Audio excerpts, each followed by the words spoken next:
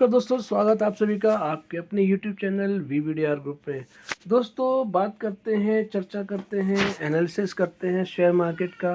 क्या आज तक फ्राइडे से लेकर अब तक क्या मूड माहौल रहा है ग्लोबल मार्केट में और डोमेस्टिक लेवल में। यही चीज़ है जो अभी जो न्यूज़ आएंगी उसी के बिहाफ पे हमारा अगले हफ्ते हमारा मार्केट उसी के हिसाब से रिएक्ट करता हुआ नज़र आएगा। तो अभी देखिए, जैसे ये जो ईरान और इज़राइल का जो वॉर चल रहा था, जिसकी वजह से क्या हुआ आप देख सकते हैं स्क्रीन पर कि gold prices rise for 6 week on rising Iran Israel fears, US Fed rate, US dollar price in focus. तो ये चीज़ें हैं, ये हमारे जो अगला हफ्ता है उसमें मार्केट को अफेक्ट करता हुआ नज़र आएगा। ये साफ बता रहा है कि जो फियर है इजराइल ईरान की वजह से जो गोल्ड प्राइस हैं वो लगातार छठे हफ्ते बढ़ते हुए नज़र आए हैं, जिसकी वजह से क्या होगा, क्योंकि लोग इन्वेस्ट कर रहे हैं कि इसमें गोल्ड में इन्वेस्ट करने की वजह से ही जो इक्विटी मार्केट है उसमें थोड़ा लोग इन्वेस्ट करने से बचते हैं। क्योंकि जब भी वॉर का फियर होता है तो लोग क्या करते हैं, गोल्ड में इन्वेस्ट करना शुरू कर देते हैं, सरकारें भी गोल्ड में इन्वेस्ट करना शुरू कर देते हैं। दूसरी बात, जो यूएस का फेड रेट पे क्या फ़र्क होने वाला है, डॉलर प्राइस क्या बोल रहा है, ये सब डिसाइड करेंगे अगले हफ्ते कि क्या मार्केट का मूड माहौल रहने वाला है। हालांकि इस सब से इंडियन मार्केट कुछ अलग हटके भी कर सकती है, क्योंकि हमारे इलेक्शंस शुरू हो चुके हैं।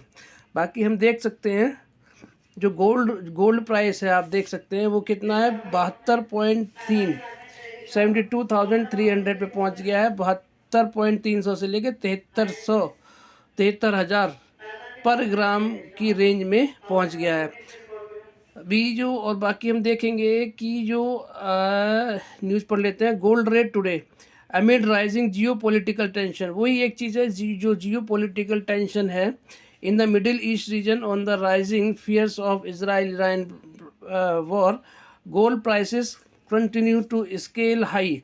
रेट लगातार बढ़ रहे हैं, लोग क्या कर रहे हैं, अपना गोल्ड में इन्वेस्ट कर रहे हैं। आगे बढ़ते हैं। डिस्पाइट राइजिंग यूएस डॉलर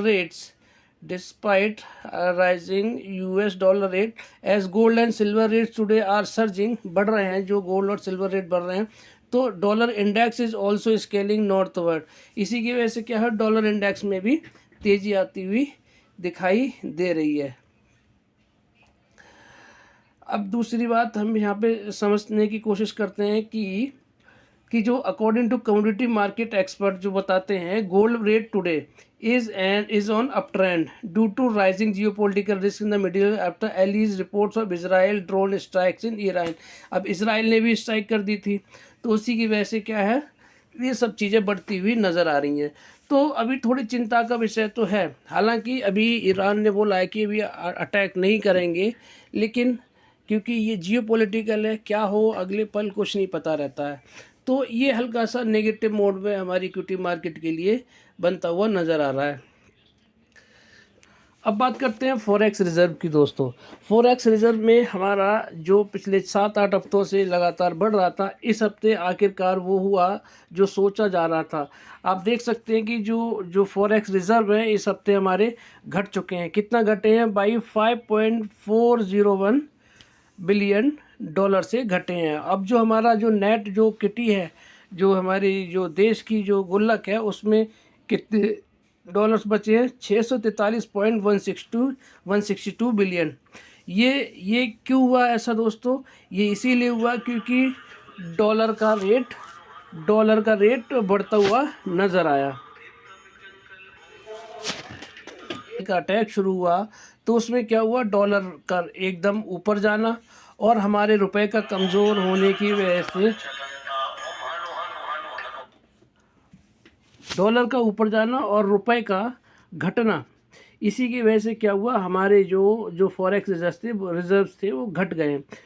क्योंकि रीज़न उसका ये है कि दोस्तों कि हम लोग क्या करते हैं, क्रूड ऑयल हम लोग परचेज़ करते हैं, 70 से 80% क्रूड ऑयल करते हैं, परचेज़ करते हैं।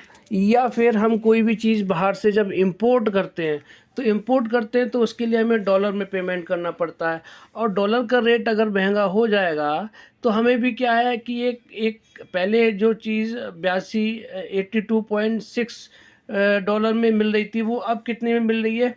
वो मिल रही है हमें 83.34 डॉलर में मिल रही है। तो इसी वजह से क्या हुआ, हमने जो इंपोर्ट, तो कुछ ज़रूरी चीज़ें इंपोर्ट करनी पड़ती हैं, उसी की वजह से क्या है, वो हम रोक भी नहीं सकते, अवॉइड भी नहीं कर सकते। उसी की वजह से क्या हुआ कि हम लोगों ने जो इंपोर्ट किया है उस पे हमारा नुकसान हुआ, क्योंकि जियोपॉलिटिकल टेंशन बढ़ी हुई थी, और जियोपॉलिटिकल टेंशन बढ़ने की वजह से हमें महंगा पे करना पड़ा, और महंगा पे करने की वजह से हमारा जो है जो फॉरेक्स रिजर्व में घाटा हुआ है। हालांकि ये कोई बड़ी गिरावट नहीं है, हम लोग अभी भी लाइफ टाइम हाई के ज़्यादा दूर नहीं है, 5 बिलियन डॉलर ही है। पिछले हफ्ते ही हमने लाइफ टाइम हाई भी लगाया था, तो कोई बड़ी बात नहीं है। जैसे ही मार्केट संभलेंगे, जैसे ही ये टेंशन ख़त्म होगी, इसकी आपकी ईरान इज़राइल का जो जो टेंशन कम होगी, वैसे ही हमारे रिजर्व फिर से बढ़ते हुए दिखाई देंगे, क्योंकि डॉलर का फिर गिरना शुरू होगा, और जैसे डॉलर गिरेगा हमारा रुपया मजबूत होना शुरू हो जाता है। इन्वर्सली प्रोपोर्शनल है एक दूसरे के। डॉलर बढ़ेगा, हमारा रुपया मजबूत होगा, और डॉलर गिरेगा, डॉलर बढ़ेगा तो हमारा रुपया कमज़ोर होगा, और डॉलर गिरेगा तो हमारा रुपया मजबूत होगा। तो ये आप देख सकते हैं, इसका यहाँ पर वाइफर्केशन दे रखा है कि Indian forex reserves decline 5.40 billion से डिक्लाइन हुए हैं, अभी आ चुके हैं 643.162 बिलियन डॉलर पर। ये आरबीआई का डेटा है दोस्तों, ये ऑफिशियल डेटा है, ये सरकार के द्वारा डेटा दिया गया है। In the previous reporting week जो ओवरऑल रिजर्व्स हमारे बढ़े थे, कितने पिछले हफ्ते हमारे बढ़े थे 2.88 बिलियन डॉलर से, जिसकी वजह से एक हमारा लाइफ टाइम हाई पर हम पहुंच गए थे 648.562 बिलियन डॉलर पे, जो कि हमारे इतिहास में पहले कभी नहीं हुआ था। तो इतना कोई टेंशन वाली बात नहीं है, लेकिन हाँ, अभी डॉलर बढ़ा है तो हमारा रुपया कमज़ोर हुआ है। जैसे ही ये टेंशन ख़त्म होगी, ईरान इज़राइल रूस यूक्रेन ये चल रहा है, इसी की वजह से, इसके चलते हुए भी अब अगर आप देखेंगे तो हम लोग लाइफ टाइम हाई के आसपास खड़े हुए हैं। ये बहुत अच्छी बात है हमारे देश के लिए। हमारे देश में देखेंगे तो कोई कमी, कोई दिक्कत वाली बात नहीं है, क्योंकि हमारे फॉरेक्स रिजर्व्स हाई हैं, हमारी इन्फ्लेशन कंट्रोल में है, हमारी जो इकोनॉमी है वो रोबस्ट है, एकदम बढ़िया है। 8% के आसपास अभी स्टैंड कर रही है। दूसरी बात, हमारे देश में इलेक्शंस हैं, तो सब कुछ पॉजिटिव है। मार्केट लगभग ओवरसोल्ड के बराबर है। कल जो हमारा जो मार्केट क्लोज हुआ था फ्राइडे को, फ्राइडे में ही हमारी मार्केट बढ़ी है। पूरे हफ्ते आप देखेंगे तो मार्केट गिरी है। तो मार्केट के ऊपर जाना चाहिए। अगर एक दो दिन शुरू में गिरावट होती है, अगर कोई ग्लोबल टेंशन नहीं आती है, तो हमारा मार्केट ऊपर जाना चाहिए। लेकिन अभी जो करंट सिचुएशन है वो नेगेटिव ही बनी हुई है डाटा के बेस पे, क्योंकि लोग गोल्ड में इन्वेस्ट कर रहे हैं, प्लस हमारा फॉरेक्स रिजर्व घट कर आया है। ये कुछ एक चीज़ें हैं जो अभी नेगेटिव बनी हुई हैं। अब बात करते हैं हम अपने 5 स्टॉक्स के बारे में, जो आपसे मैं हर वीडियो में शेयर करता हूँ, जिनका एनालिसिस।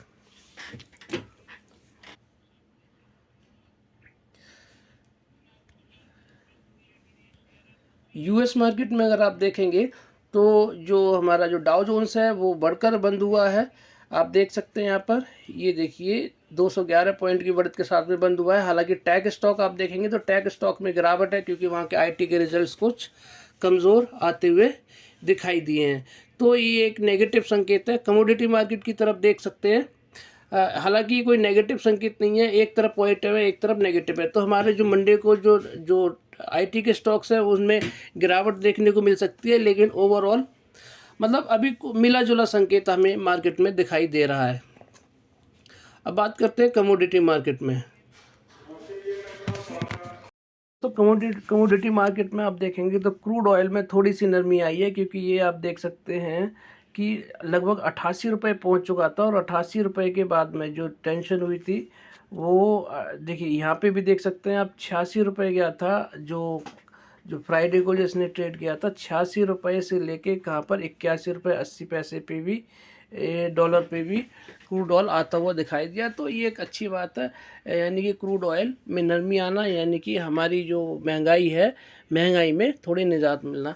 क्योंकि जब हम 70 से 80% क्रूड ऑयल बाहर से ही खरीदते हैं, तो अगर वो सस्ता होगा तो हमें भी सस्ता मिलेगा, और हम सस्ता खरीदेंगे, हमारी सरकार सस्ता खरीदेगी, तो क्या होगा, हमारे देश में भी महंगाई घटती हुई नज़र आएगी। अब बात करते हैं करेंसी। करेंसी में भी यहाँ पर आप देख सकते हैं कि थोड़ी सी नरमी आई है, जो कि एक अच्छे संकेत है। आप देख सकते हैं जो करेंसी ने कहाँ पर गया था, ये देख सकते हैं डेज रेंज है, कहाँ से 83.878 डॉलर से लेके किस रेंज में इसने ट्रेड किया, 83.361, यानी फ्राइडे का डेटा बता रहा हूँ। और 83.8 से, यानी कि लगभग आप देख सकते हैं ऑल टाइम हाई लगाने के बाद में, ऑल टाइम हाई लगाने के बाद में इसने लो भी लगाया है, कितने का, 83.361 का। तो ये अच्छी बात है कि रुपए में हमारी रिकवरी हुई है, शॉर्ट कवरिंग आई है, और डॉलर में गिरावट हुई है, हमारा रुपया मजबूत हुआ है। तो ये पॉजिटिव संकेत हैं। तो यानी कि एक तो करेंसी आप देख सकते हो, और कमोडिटी दोनों में हमें राहत देखने को मिल रही है। अब बात करते हैं क्रिप्टो करेंसी। क्रिप्टो करेंसी भी आप देखेंगे तो लगभग ग्रीन दिखाई दे रहा है। यहाँ पर बहुत सारी क्रिप्टो करेंसी में शॉर्ट कवरिंग सी नज़र आ रही है। आप देख सकते हैं 11% भी क्रिप्टो करेंसी बढ़ी हुई है। तो ये भी एक अच्छा संकेत है, यानी कि ये हमारे मंडे की मार्केट के लिए थोड़े ये पॉजिटिव संकेत नज़र आ रहे हैं। ये भी आप देखेंगे तो ये कहाँ चला गया था, बिटकॉइन। आप देखिए बिटकॉइन कहाँ चला गया था, बिटकॉइन ने देखिए 63, आप देखेंगे यहाँ पर कि 63,000 पे चला गया था। उसके बाद में अभी 64,000 के आसपास ट्रेड कर रहा है। तो इसमें भी शॉर्ट कवरिंग दिखाई दे रही है। तो ये भी एक अच्छा संकेत है, तो ये भी पॉजिटिव संकेत है। बॉन्ड मार्केट देखेंगे तो ये तो और अच्छी बात है, बॉन्ड मार्केट में भी लाली दिखाई दे रही है, रेडनेस दिखाई दे रही है। तो ये 3-4 फैक्टर हैं हमारे लिए पॉजिटिव दिखाई दे रहे हैं। बस नेगेटिव क्या दिखाई दे रहा है, एक फॉरेक्स रिजर्व का घटना, और दूसरा फॉरेक्स रिजर्व का घटना, और जो हमारा जो गोल्ड रिजर्व में लोगों की ख़रीदारी हो रही है वो थोड़ा सा नेगेटिव बना हुआ है। बाकी चीज़ें इसके हिसाब से, अभी करंट सिनेरियो के हिसाब से हमारी जो मार्केट के हालात है वो एकदम ठीक नज़र आ रहे हैं। तो दोस्तों 5 स्टॉक्स के बारे में जो मैं आपसे हर रोज़ जिसके बारे में एनालिसिस शेयर करता हूँ। बात करते हैं टाटा पावर के बारे में। तो दोस्तों टाटा पावर को अगर आप देखेंगे तो क्योंकि मार्केट में नेगेटिविटी आई थी, तो ज़्यादा गिरावट भी नहीं हुई। 428 रुपये 10 पैसे पे इसने क्लोजिंग दी है, मात्र 1 रुपये 65 पैसे की गिरावट के साथ में। और इसने जो हाई लगाया 431 रुपये 70 पैसे का, 419 रुपये 30 पैसे का इसने लो लगाया है। और इसका जो लाइफ टाइम हाई है दोस्तों 444 रुपये है, यानी कि ये कितना होगा, 14 और 2 16 रुपये अपने लाइफ टाइम हाई से नीचे चल रहा है। दूसरी बात, इसका रिजल्ट दोस्तों आने वाला है 8 मई को रिजल्ट आएगा। और दूसरी बात, इसका जो मुद्रा प्रोजेक्ट है उसको आप देखेंगे तो आप उस मुद्रा प्रोजेक्ट में भी अगर आप देखेंगे तो क्या है कि वो भी पहले नेगेटिव में हमें लॉसेस दे रहा था टाटा पावर को। अब जो है वो किस में, वो पॉजिटिव भी ट्रेड करना उसने शुरू कर दिया है, यानी कि उसने प्रॉफिट देने शुरू कर दिए। तो ये एक अच्छा, इसके रिजल्ट पर भी फ़र्क नज़र आता आपको दिखाई देगा, प्रॉफिटेबिलिटी बढ़ती हुई दिखाई देगी। तो ओवरऑल जो रिज़ल्ट है वो पॉजिटिव है, पॉजिटिव रहना चाहिए इस बार टाटा पावर का। और जो इसमें है फिर से तेज़ी आपको देखने को मिलेगी। हालांकि ये स्टॉक लगातार अप ट्रेंड में बना हुआ है, आप देख सकते हैं। और इसका जो सपोर्ट है आप देखिए, ये जो है ना अभी जो सपोर्ट कर रहा है वो इस वाली लाइन पे ट्रेड कर रहा है। जो लाइन आप देख रहे हैं ये वाली जो मैंने ड्रॉ की हुई है, ये सपोर्ट लेकर चला हुआ है। 2 बार गिरावट हुई है तो 417 से ये वापस लौट के आ गया है दोस्तों। यानी कि ये वाला जो लेवल है आप देख रहे हैं ना, ये जो लेवल है इसका बहुत ही स्ट्रॉन्ग सपोर्ट है। आप देख सकते हैं कहाँ कहाँ पर इसने सपोर्ट लिया है। ये देखिए यहाँ पर सपोर्ट लिया है, यहाँ पर सपोर्ट लिया है, फिर यहाँ पर सपोर्ट लिया है, फिर यहाँ पर सपोर्ट लिया है, यहाँ से इसने ब्रेकआउट दिया था, फिर यहाँ सपोर्ट लेने के बाद में फिर से ये ऊपर की तरफ गया हुआ है। तो ये अच्छा सपोर्ट है इसका, बार बार यहाँ से रिबाउंड कर रहा है, तो ये अच्छा संकेत है। दूसरी बात, सरकार के फोकस में भी है पावर सेक्टर, तो तेजी आने की पूरी संभावना है। और अडानी पावर से आप इसको कंपेयर करेंगे दोस्तों तो क्या है, अभी भी आपको ये लगभग 180-170 रुपये आपको सस्ता देखने को मिल रहा है। तो अभी भी मौके खरीदारी के, दूसरा इलेक्शन है तो तेज़ी आने की पूरी संभावना है। बजट में जब एनर्जी के अनाउंसमेंट्स होंगे एनर्जी सेक्टर के लिए, तो और इसमें आपको तेज़ी देखने को मिल सकती है। अब बात करते हैं दोस्तों अपना फेवरेट स्टॉक यानी मिश्र धातु निगम लिमिटेड की। तो दोस्तों अभी भी मैं आपको बोल रहा हूँ, ये आपको बार बार मौके दे रहा है। 547 का लाइफ टाइम हाई है, और आज इसने जो लो लगाया 402 पर, यानी कि जो स्ट्रॉन्ग सपोर्ट है 402 का, वो वहीं से इसने फिर से वहीं से इसने रिवर्सल लिया, और अभी 411 पे ये ट्रेड कर रहा है, और 416 का इसने हाई लगाया है। जब भी दोस्तों ये जो बुल रन में आता है, जब भी इसमें बड़ी तेज़ी आती है, वो 400 के लेवल से ही तेज़ी आती है, याद रखिएगा। तो अभी क्या है, अभी बिल्कुल ये बाइंग रेंज में है, और जब भी यहाँ से एक तूफानी तेज़ी आएगी तो वो इसी लेवल से आते हुए हमेशा दिखाई देती है। तो कंसोलिडेट कर रहा है 400 से लेकर 440 के बीच में, ये कंसोलिडेट कर रहा है। एक दिन में ही दोस्तों 5%, 7%, या फिर आप कहेंगे कि ये 10%, 12%, इस तरह की तेज़ी के साथ में ये ट्रेड करता हुआ नज़र आता है।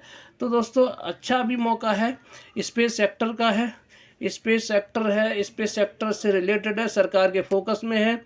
ये क्या है, आयरन सप्लाई करता है किसको, इसरो को आयरन सप्लाई करता है, तो इसीलिए तूफानी तेज़ी मोनोपोली मानी जाती है इसकी। तो ये काफ़ी तेज़ी इसमें आने वाले टाइम में पकड़ सकता है। जैसे ही सरकार की वापसी होगी, इलेक्शन शुरू हो चुके हैं, तूफानी तेज़ी इसमें कभी भी आ सकती है।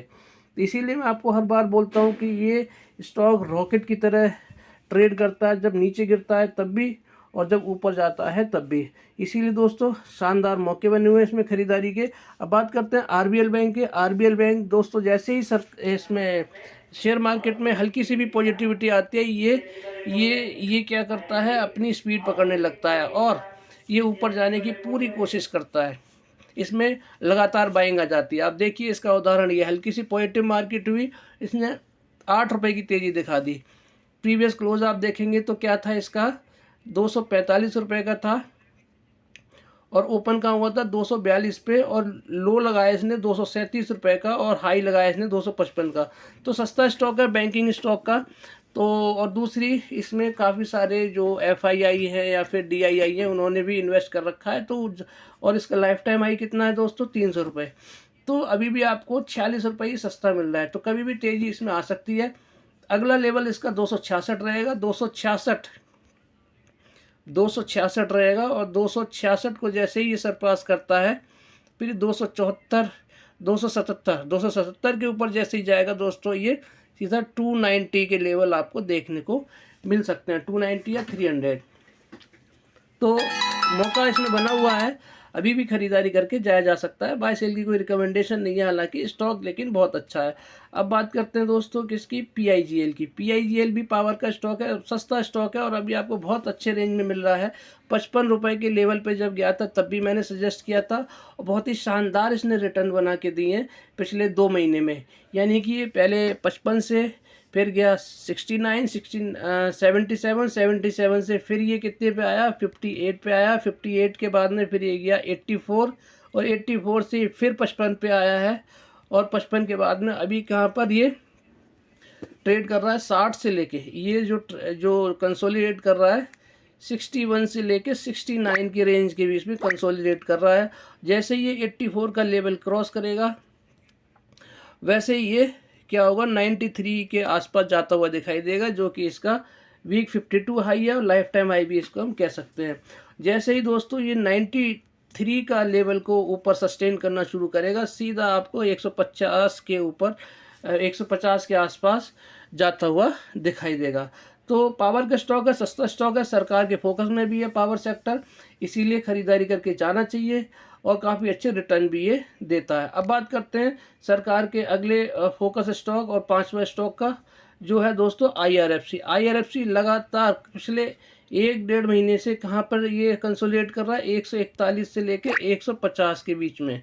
तो जैसे ये 150 का लेवल, जैसे ही ये 150 के लेवल को ऊपर की तरफ तोड़ेगा, और इसमें एक शानदार तेज़ी आपको देखने को मिलेगी, और 180 के आसपास ही जाता हुआ दिखाई देगा। क्योंकि इसकी मोनोपोली है दोस्तों। लोग जितने भी छोटे निचले स्तर पर ख़रीदारी की थी वो काफ़ी प्रॉफिट में थे, वो इसमें से अपना प्रॉफिट बुक करके निकल रहे थे और प्रॉफिट बुकिंग लगभग मेरे ख्याल से हो चुकी है। तो अब इसमें फ्रेश इन्वेस्टर जो है वो इसमें आ चुके हैं। तो धीरे धीरे क्या है, कंसोलिडेट कर रहा है और इस लेवल से जैसे ही जाएगा ये आपको 180 के आसपास जाता हुआ दिखाई देगा। और इसका जो लाइफ टाइम आई है दोस्तों 192 रुपये है। 192 रुपये के ऊपर जैसे ही सस्टेन करेगा ज़रूर, 192 रुपये के ऊपर जैसे ही सस्टेन करेगा वैसे ही ये दोस्तों 250 रुपये के आसपास आपको जाता हुआ दिखाई देगा। तो काफ़ी संभावना है इसमें, आईआरएफसी में भी सरकार के फोकस में भी है, मोनोपोली है इसकी, रेलवे को फंड की ज़रूरत पड़ती है तो कौन प्रोवाइड करता है, आईआरएफसी। जब भी नए ट्रैक बनेंगे, नए ट्रैक्स बिछेंगे या फिर ट्रेन शुरू होंगी तो पैसा फंड कहाँ से आएगा, आईआरएफसी देगा आपको। कौन देगा, आईआरएफसी। तो आईआरएफसी जब देगा तो तेज़ी किस में आएगी, आईआरएफसी में ही आएगी। इसीलिए ये 5 स्टॉक हैं, बड़े सॉलिड स्टॉक हैं, मैं इसमें ट्रेड भी करता हूँ। इसीलिए मैं आपको बार बार जब से मैंने ये वीडियो शेयर करनी शुरू की हैं तब से मैं इन 5 स्टॉक्स को एनालिसिस को शेयर कर रहा हूँ। तो इस पे गो थ्रू ज़रूर करिएगा, इनको चेक करिएगा, इनका चार्ट देखिएगा और ख़रीदारी के काफ़ी इनमें चांसेस हैं, अभी भी मौका दे रहे हैं। हमारी जो इलेक्शन शुरू हो चुके हैं और 4 जून को इलेक्शन का रिज़ल्ट है जिसमें सरकार की वापसी, बीजेपी सरकार की लगभग वापसी तय मानी जा रही है। तो जैसे ही इसकी वापसी होगी 4 जून को आप एक शेयर मार्केट में तूफानी तेज़ी देखते हुए नजर आएंगे। वीडियो अच्छी लगी तो लाइक से सब्सक्राइब करना बिल्कुल मत भूलिएगा। आपका दिन शुभ रहे।